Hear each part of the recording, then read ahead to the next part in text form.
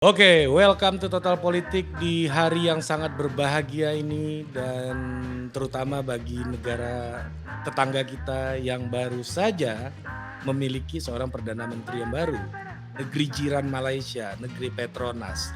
Dan bagaimana dinamika politik di sana kita akan bicarakan dengan seorang pengamat politik, politician dan beliau ini dulu seorang scholar yang legitimate untuk berbicara soal politik Asia Tenggara karena memang sekolahnya itu.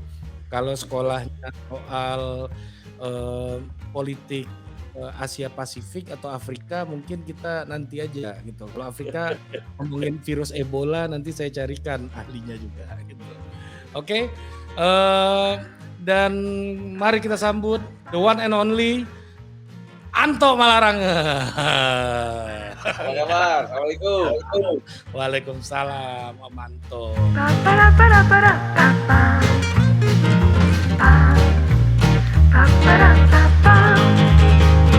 Gimana ya mengamati negeri seberang yang berdinamika gitu, Wah, berdinamika dan waktunya paling cepat ya dalam beberapa tahun belakangan ini bahkan dalam, kurang dari 5 tahun ada 3 kali pergantian perdana menteri di negeri jiran.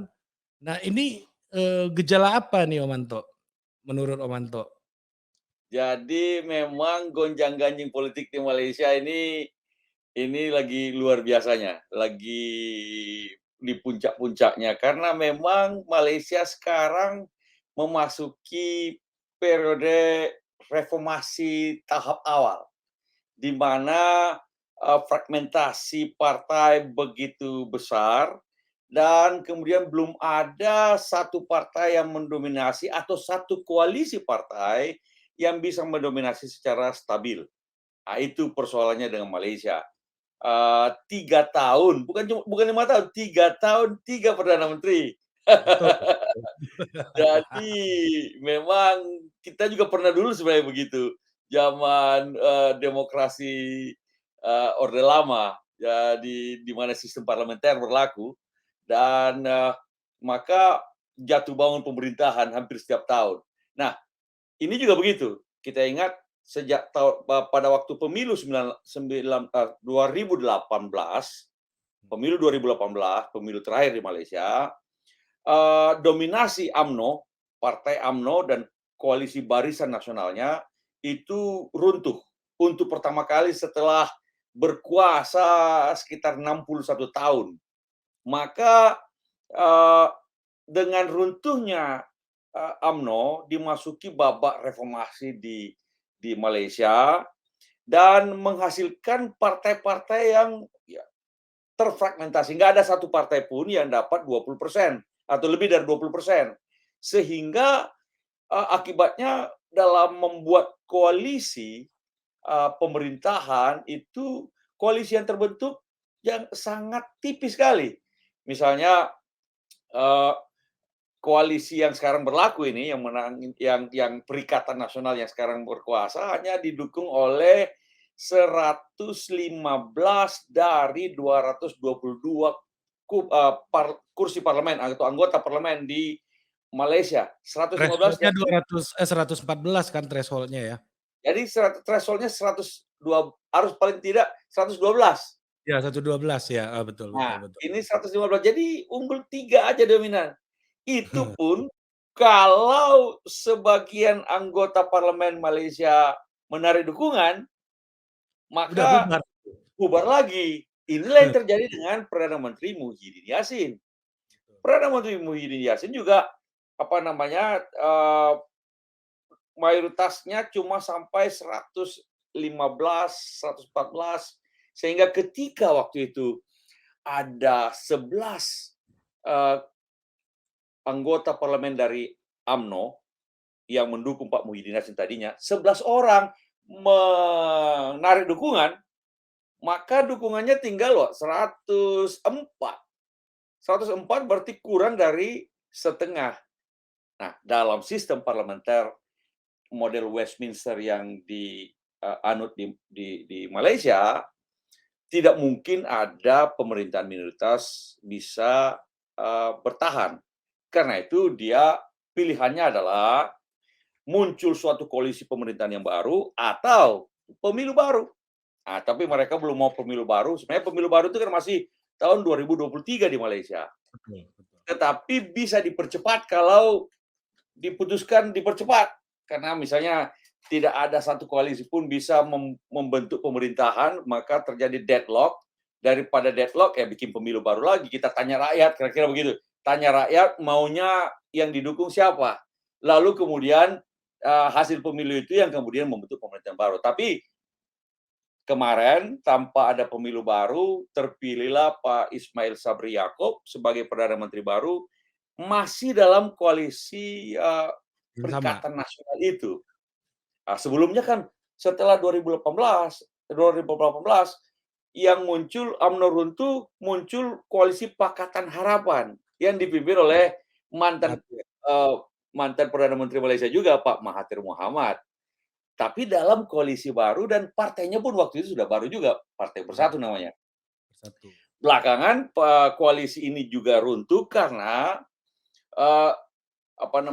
ada beberapa pembelotan di Partai Bersatu sendiri, ada pembelotan di Partai Keadilan Rakyat juga ada pembelotan, maka koalisi Pakatan Harapan tidak bisa menjaga mayoritasnya, maka jatuh diganti kemudian oleh Perdana Menteri Muhyiddin Yassin. Muhyiddin Yassin jatuh lagi juga diganti oleh timbalan Perdana Menterinya yang dari UMNO. Maka sekarang ini Perdana Menteri yang baru ini adalah kader UMNO. Begitu Om, kira-kira bukankah ringkasnya. di Malaysia itu semua partai itu anaknya UMNO juga kayak kita di sini kayak Golkar lah semua partai kan. Boleh dikata begitu. Karena Asbabulnya kan gitu. Asbabunnya betul, misalnya Pak Mahathir Mohamad juga dulu orang UMNO. Muhyiddin Yassin juga dulu orang UMNO. Ini Ismail Sabri Yaakob juga orang UMNO. Anwar Ibrahim. Ibrahim juga dulu Ya. UMNO. UMNO, iya. Dulu adalah wakil Perdana Menterinya Mahathir.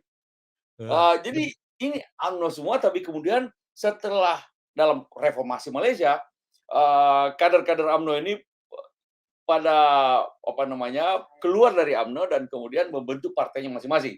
Pak Mahathir dengan Partai Bersatu bersama Pak Muhyiddin Yassin. Lalu kemudian Anwar Ibrahim dengan Partai Keadilan Rakyat. UMNO sendiri masih ada. UMNO sendiri masih ada. ya, Walaupun jumlah kursinya menurun drastis. ya ini mirip lah kayak Golkar di kita di sini misalnya kan. Ya. Karena Kemudian jadi sebagai partai partai lama, mirip sebagai Golkar dalam konteks partai lama yang kemudian ya, banyak splinter-splinternya, ada ya, partai-partai misalnya kalau kita pikir-pikir, kalau dari Golkar ya, kita pikir-pikir Pak Surya Paloh, Nasdem dulu orang Golkar. ya, Prabowo. Partai Bersatu juga ada dari Golkar, partai mana lagi? Eee, Ya. jadi ada banyak partai, bahkan Dan sebenarnya Golkarnya dulu masih ada. ya Golkarnya sendiri masih ada. PDIP Ya, dulu juga sempat banyak sekali anak-anaknya itu ya, dulu, tapi PDI lama lah kira-kira. Banyak ya, juga yang punya, partai-partai baru lain walaupun kemudian yang bisa survive dalam jangka panjang akhirnya PDIP. Golkar masih ada beberapa tetapi yang bedanya adalah, Malaysia menggunakan sistem parlementer, di mana ketika koalisi pemerintahan itu tidak bisa menjaga mayoritas dukungan, maka dia jatuh dengan sendirinya.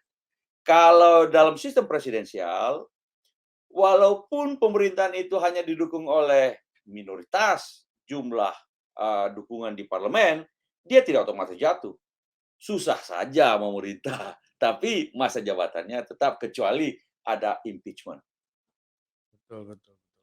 Nah, Om, jadi kalau kita lihat dari sejarahnya gitu ya, apa yang terbentuk hari ini, misalnya Anwar Ibrahim, DAP gitu misalnya yang partai-partai yang relatif baru juga teman-teman koalisinya dan bukan ya maksudnya bukan, mostly partai yang ada di koalisi oposisinya Anwar Ibrahim ini, itu bukan pecahannya UMNO gitu, misalnya DAP gitu misalnya.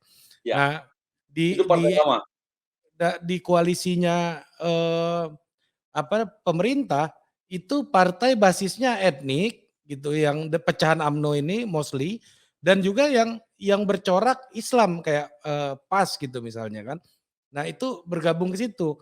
Nah ini apa ya yang membuat ini yang coraknya agak-agak UMNO itu bergabung, yang coraknya di luar itu bergabung juga gitu. Jadi kan sebenarnya begini, pada waktu tahun 98 ketika UMNO jatuh, sebagian orang-orang UMNO melarikan diri, membentuk partai baru, dan kemudian Pakatan Harapan sebagai partai alternatif waktu itu yang dimotori oleh Pak Anwar Ibrahim itu yang berkuasa. Tetapi persoalannya adalah uh, minori, mayoritasnya sangat tipis. Sementara itu UMNO masih cukup besar juga. Yang Mhm. kalau digabung-gabung dengan beberapa partai-partai kecil, termasuk partai yang ada di Sarawak, mungkin cuma 1 kursi, 2 kursi, atau 5 kursi. Ada partai-partai sempalan-sempalan lagi kecil-kecil, Ya partai-partai eee, lokal. gabung dengan Partai Bersatu yang juga sempalannya UMNO, Ya. kalau itu digabung-gabung bisa juga menjadi koalisi yang mayoritas.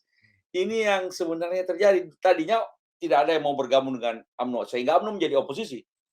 Tetapi ketika, Mhm. eee, Bersatu pecah dan Mahathir dijatuhkan dan, mereka menarik UMNO untuk masuk ke dalam koalisi pemerintahan. Dengan masuknya UMNO ke dalam koalisi pemerintahan, maka niat Anwar Ibrahim untuk menjadi Perdana Menteri ini Terhambat. akhirnya gagal lagi. Karena Pakatan Harapan hanya punya kursi sekitar 80-an. Ya, Tidak betul. cukup untuk meraih, mayoritas. Sementara Pakatan Harapan tidak mau koalisi dengan UMNO. Jadi semua Mmm. ada pada awalnya semua tidak mau berkoalisi dengan UMNO. Tapi, ada yang berpikir bahwa daripada berkoalisi dengan Anwar Ibrahim, dia lebih tidak suka sama Anwar Ibrahim dibandingkan, Sama UMNO. UMNO. Akhirnya Geser mereka dulu ya? bersatu kembali dengan UMNO dan UMNO kemudian meminta, "Ya ini supaya pintar-pintarnya UMNO, aku mau bergabung, tapi orang kita jadi perdana menteri." Jadilah Pak Samsu menjadi perdana menteri, Jadi berkuasalah sebenarnya UMNO. sebenarnya nggak ada gunanya juga pecah-pecah amat sebenarnya ya, UMNO ini Kembali ya? lagi sama UMNO. Walaupun masih ada apa namanya, ada tesnya. Bulan September ini akan ada sidang Oh parlemen sih. pertama. Dan dalam sidang parlemen pertama itu, pertama akan ada mosi tidak percaya, akan ada juga mosi percaya Mhm. terhadap kepemimpinan Perdana Menteri Ismail Sabri Yaakob. Mhm. Kalau mosi tidak percaya yang menang, maka Pak Ismail Sabri Yaakob bulan September ini Harus mundur diganti lagi. lagi. Iya betul. Tapi kalau Pak Sabri Yaakob bisa mempertahankan, mayoritasnya yang 115 itu, maka yang terjadi adalah mosi percaya. Maka dia akan berlanjut menjadi Perdana Menteri, bisa saja sampai pemilu depan tahun 2023. Nah, Disitulah kemudian rakyat Malaysia akan ditanya kembali, mau pilih yang mana. Karena itu naiknya UMNO ini juga belumlah sesuatu yang, stabil, artinya betul. belum pasti-pasti banget. Lihat bulan September, Nah, dilihat lagi nanti bulan, pada tahun 2023 pemilu. nah kalau dalam sistem parlementer Om, apa yang menjadi kunci dari, eee, keberhasilan dari Ismail Sabri ini untuk melakukan konsolidasi politik sehingga di bulan September ini kursinya relatif lebih aman ya kalau nggak 115 bisa 120 lah gitu kan, ya kan bisa Eee, naik-naik dikit gitu. Apa kunci utamanya Om? Kuncinya negosiasi dan deal-deal. Sebenarnya. Karena dalam sistem parlementer begini, dalam sistem parlementer seseorang bisa pindah partai di dalam Mhm. parlemen. Bisa pindah partai, bisa mengatakan dirinya jadi independen, kursinya tidak hilang. Walaupun Oke. mungkin dipecat oleh partainya, itu bedanya kalau sistem parlementer. Kalau sistem presidensial yang kita sekarang ini, misalnya ada anggota dari suatu partai tiba-tiba menyatakan diri pindah partai, pastilah langsung dia dipecat oleh partai, lalu di-PAW. Betul betul. Karena partai punya hak untuk melakukan penggantian antar waktu. Maka itu bisa. Nah, dalam sistem parlementer tidak bisa, karena apa? Pemilihannya yang seperti di Malaysia adalah pemilihan sistem distrik. Yang dipilih orang dalam distrik pemilihan. Hanya satu kursi yang dipilih. Jadi orang itu ketika sudah masuk parlemen, tidak bisa diturunkan di tengah jalan, walaupun dia pindah partai. Nah, karena itu, dalam sistem parlementer seperti di Malaysia, pintar-pintarnya siapa yang bisa melakukan lobby-lobby, deal-deal dengan berbagai macam anggota parlemen, kumpul-kumpul-kumpul bisa dapat mayoritas. Nah, kalau siapa bisa dapat mayoritas, itu yang kemudian dilantik oleh raja sebagai Perdana Menteri. Biasanya kalau dalam situasi kayak di Malaysia, raja bisa manggil satu persatu anggota parlemen secara rahasia. Lalu nanya, kalau mau pilih Perdana Menteri, you pilih siapa? Lalu setelah itu dicek semua sama raja, berarti, oh yang mayoritas yang ini ya. Kalau gitu, itulah yang dilantik oleh raja sebagai Perdana Menteri. Nah, Om, Tapi harus melewati mosi percaya dan tidak percaya dulu. itu mekanismenya. Ya, Mekanisme parlemennya itu kan berarti. memang begitu. Beda kita dengan sistem kita di Indonesia. Mekanisme parlementernya itu orang bisa pindah partai di sana itu. Yang tidak mungkin dilakukan di Indonesia. Nah, Om, ini Ismail Sabri ini kan bukan seorang ketua umum partai. Om sempat singgung juga di Betul. saya nonton di YouTube-nya Andi Malarangeng official. Anda langsung aja cek di situ, banyak hikmah-hikmah politik di sana. Betul, Andi Malarangeng Channel itu tempat siang. Oh ya, Andi Malarangeng Channel.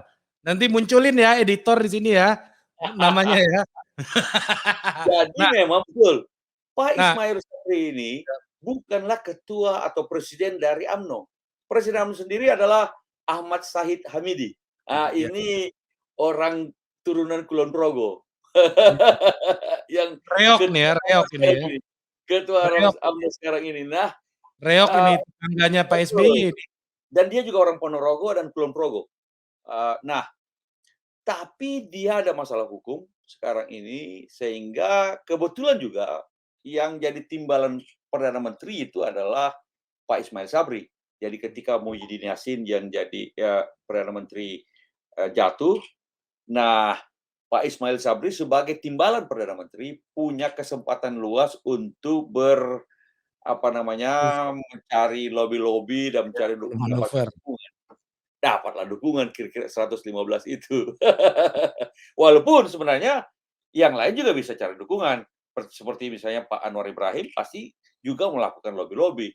Ada juga sempat misalnya Pak Hisamuddin Hussein itu juga mencoba mencari lobby-lobby, tetapi yang mendapatkan dukungan paling luas Pak Ismail Sabri ini karena posisinya itu. Bukan Pak Zahid Hamidi yang jadi ketua atau presiden Partai UMNO. Oke. Oke, Om, apa yang memungkinkan ketua partai ini bisa dilongkahi gitu di dalam sistemnya Malaysia gitu. Kalau kita kan di sini kan termasuk di Demokrat gitu kan, ya Mas AHY dululah gitu kan. Ya, Oh, bisa saja. Di Indonesia juga ada Ibu Megawati misalnya ya ketua umum PDIP, tapi yang jadi itu kan calon presiden, eksepsional. akhirnya jadi presiden kan Pak Jokowi, Itu bisa kan juga. eksepsional kalau di Malaysia kan Pak Muhyiddin juga bukan Mahyudin juga bukan ketua partai gitu. Memang Eee, polanya Pak Ma kalau Pak Muhyiddin ketua partai, kalau cuma di sana ada beda misalnya begini, ya, waktu di itu maksud partai saya. bersatunya Pak Muhyiddin ya, ketua atau presiden partainya adalah Pak Muhyiddin, Hmm. tapi ada yang namanya chairman. Oke. Kayak perusahaan, chairman-nya itu adalah Pak Mahathir. Mhm. Di partai PKR juga, presidennya itu adalah Ibu Wan Azizah, Mana istrinya Pak bisa Anwar Ibrahim. ya. Chairman-nya Pak Anwar Mhm. Ibrahim. Oh Jadi ini beda model lagi seperti bisnis Jerman. di luar negeri kan ada chairman, ada presiden. Mhm. Presiden dan chairman itu lebih tinggi chairman lah kira-kira begitu. Nah, bisa dilangkai karena ada masalah hukum sama Pak Zahid Hamidi. Oke Saya oke. katanya ada masalah hukum dan, eee, daripada rawan lebih baik kasih masuk yang lain, diajukan yang lain yang, eee, lebih bisa diterima secara menyeluruh, kira-kira begitu. Nah, Jadi mereka bisa menerima kader UMNO jadi ya. tapi jangan presiden UMNO lah kira-kira gitu. Oh, pahit gitu. Ya pahit ya, ya ngono ya aja ngono lah kalau Kira-kira kan kebanyakan waktu itu kan, tahun 2018 ingin menjatuhkan UMNO. Masa katanya habis itu, udah kita jatuhin, kita pilih lagi katanya begitu. Tapi nyatanya bisa juga, tapi asal jangan presiden UMNO, kira-kira macam itu. Tapi yang jelas bahwa kader UMNO sekarang kembali menjadi Perdana Menteri Malaysia. Nah, ke depannya apa masih bisa begitu terus?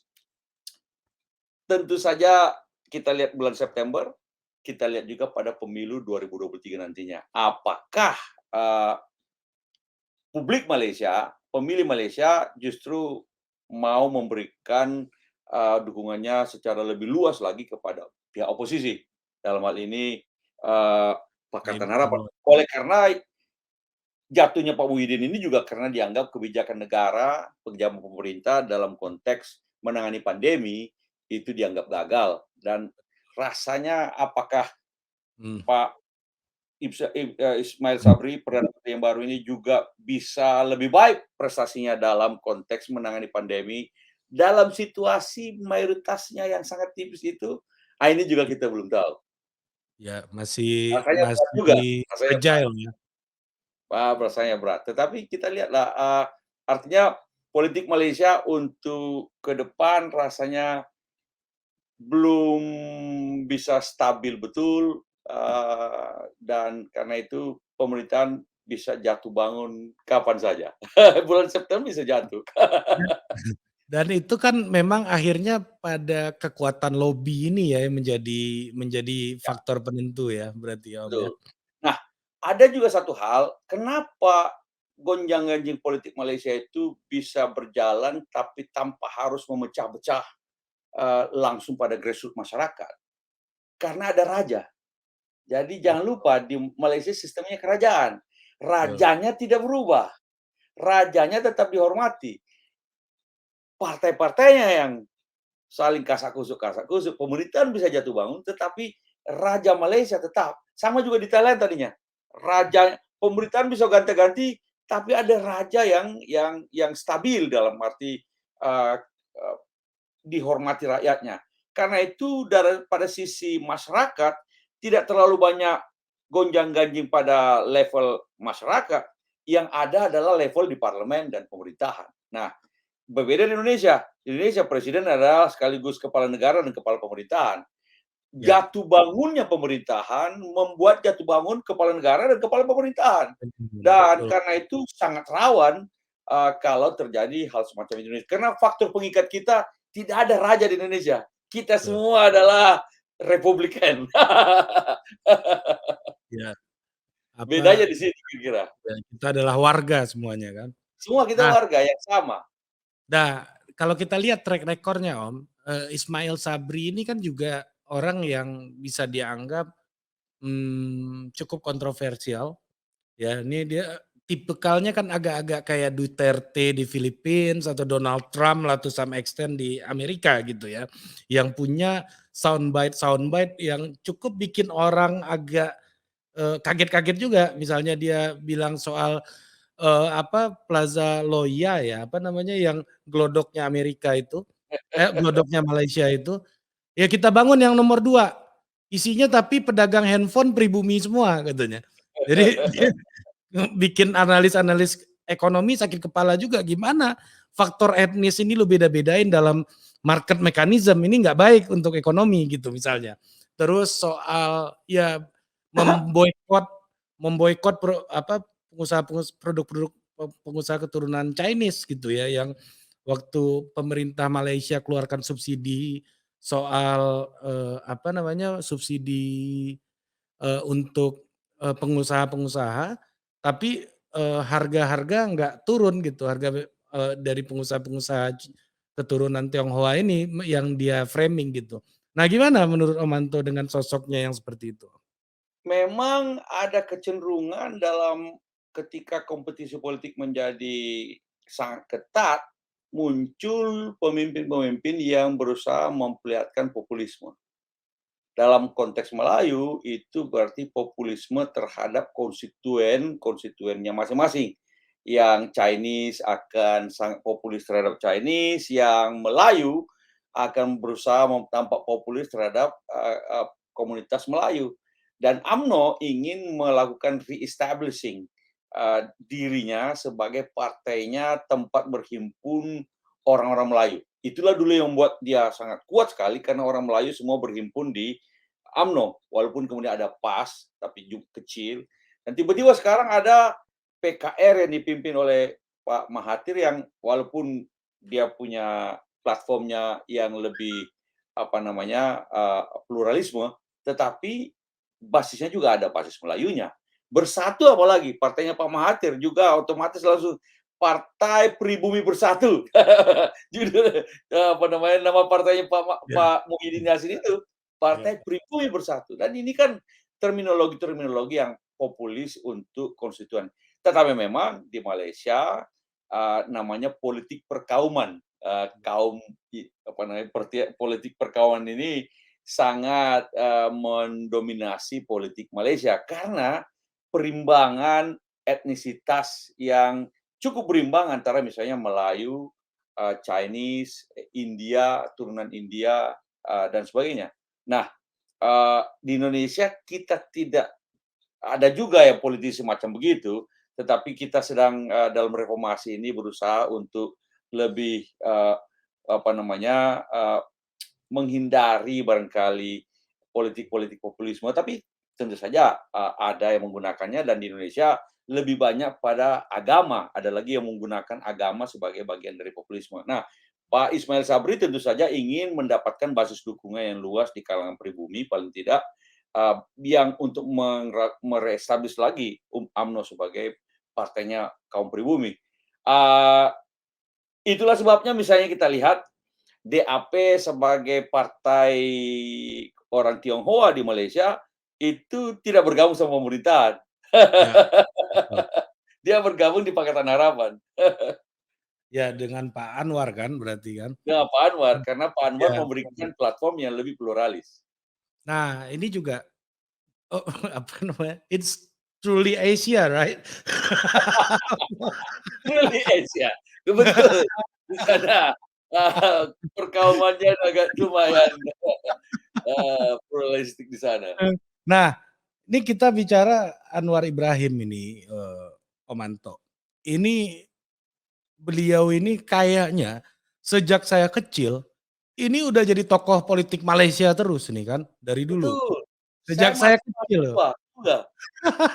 Dia Ini jadi seperti yang disebut-sebut sebagai pemimpin masa masa depan depan. Malaysia pada itu. Iya. Sesudah Pak Mahathir Mohamad. Ini samalah kayak Andi Malarangeng di daerah saya, tiap orang nama Andi dipanggil Andi Malarangeng gitu.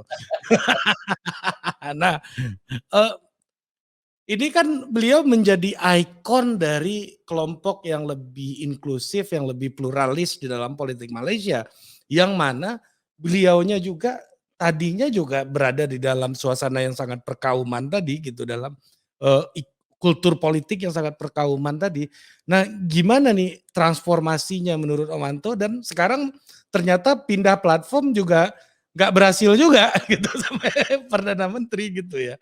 Jadi Pakatan Harapan sebenarnya PKR dan kemudian koalisi Pakatan Harapan sempat berkuasa waktu itu.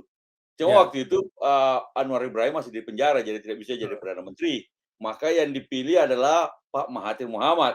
Dengan timbalannya adalah istrinya Pak Anwar Ibrahim, Wan Aziza. Ya, nah yang menjadi persoalan adalah pertanyaan orang adalah kira-kira Pak Anwar Ibrahim ini akhirnya bisa nggak jadi perdana menteri nantinya di Malaysia? iya. Nah ini masih a big question. Iya, Kalau persoalannya ada banyak juga orang yang tidak suka sama Pak Anwar Ibrahim. Orang-orang UMNO pasti tidak bisa menerima Anwar Ibrahim. Juga orang bersatu kampanye juga tidak mau Anwar Ibrahim.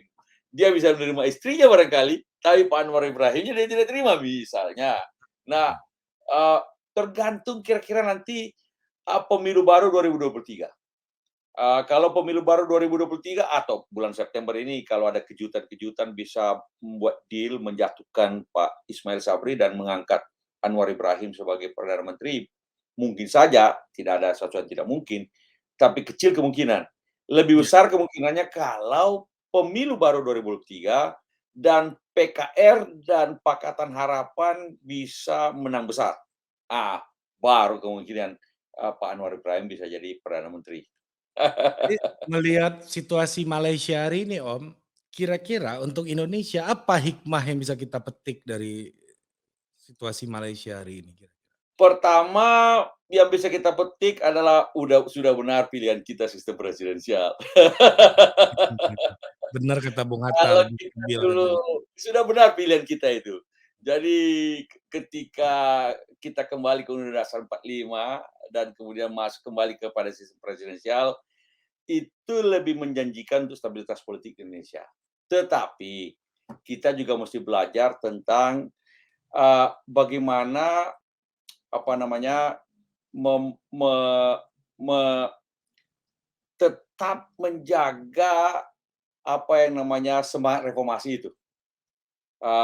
Di Malaysia kalau kita lihat semangat reformasi untuk melakukan pembaruan dalam berapa 2018, 19, 20, 3 tahunan sudah berubah kembali lagi menjadi misalnya UMNO lagi yang berkuasa. Nah, eee, kita Indonesia harus menjaga itu. Tiba-tiba misalnya kalau tiba-tiba ada lagi, baru berapa tahun reformasi, 20 tahun reformasi lalu kemudian kita ingin kembali lagi memperpanjang masa jabatan presiden, Itu mengajukan ditahan kembali loh. GBHN, mengubah amandemen konstitusi untuk memasukkan lagi GBHN, MPR kembali lagi Ah, lembaga tertinggi negara, lalu kemudian MPR memilih presiden. Waduh, hanya dalam apa namanya, ya 20 tahunan sudah kembali roda berputar kembali. iya. Nah, kalau itu terjadi, tamat sudah reformasi. Oke, oke Om, saya potong dulu. Ya It's ya ya. truly Asia. Oke, Kalau itu kita terjadi. lanjut lagi di Total Politik berikutnya. Dah.